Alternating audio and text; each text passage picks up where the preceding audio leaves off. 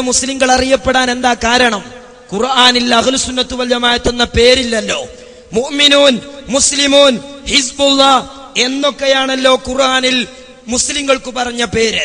ആ പേരൊന്നും സ്വീകരിക്കാതെ എന്തേ കഴിഞ്ഞകാല മുസ്ലിങ്ങൾ അഹ്ലുസുന്നത്ത് വൽ ജമാഅത്ത് എന്ന പേര് സ്വീകരിക്കാൻ കാരണം?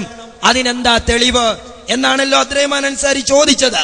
അതിനു മറുപടി സക്കരിയ സ്വലാഹി പറയുന്നു, അതിന്റെ തെളിവ് ഒരു ഹദീസ് തന്നെയാണ്.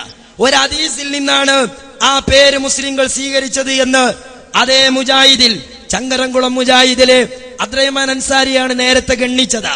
എന്നാൽ അതേ ഗണ്ണനം എതിർത്ത് ഗണ്ണിച്ചുകൊണ്ട് ചങ്ങരംകുളം മുജാഹിദിലെ തന്നെ സക്കരിയ സ്വലാഹി മറുപടി പറയുന്നു.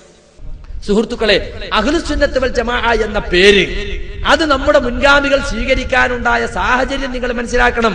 പരിശുദ്ധ ഖുർആൻ അങ്ങനെ ഒരു പേരില്ലല്ലോ മുസ്ലിം സമുദായത്തിന് എന്ന് ചില ആളുകൾ ചോദിക്കാറുണ്ട്. മുഅ്മിനീൻ, മുസ്ലിമീൻ, മുഖ്ബിതീൻ, മുത്തഖീൻ എന്നൊക്കെയല്ലേ, ഹിസ്ബുല്ലാ, ഔലിയാഉല്ലാ എന്നൊക്കെയല്ലേ മുസ്ലിം സമുദായത്തിന് ഖുർആൻ പറഞ്ഞ പേര്. പിന്നെ എവിടെ കിട്ടിയ അഹ്ലുസുന്നത്ത് വൽ ജമാഅത്ത്? അതൊരു ഹദീസിൽ നിന്നുള്ളതാണ്. ആ ഹദീസിൽ പറയുന്നത് 73 കക്ഷികളായി എന്റെ സമുദായം ഭിന്നിച്ചു പോകും, അതിൽ ഒരു കക്ഷി മാത്രമാണ് സ്വർഗത്തിൽ, 72 നരകത്തിലാണ്. ആരാണ് സ്വർഗത്തിൽ പോകുന്ന കക്ഷി? മാന അലൈഹിൽ യൗമ വസ്ഹാബി, ഞാനും എന്റെ സഹാബികളും നിലകൊള്ളുന്ന മാർഗം.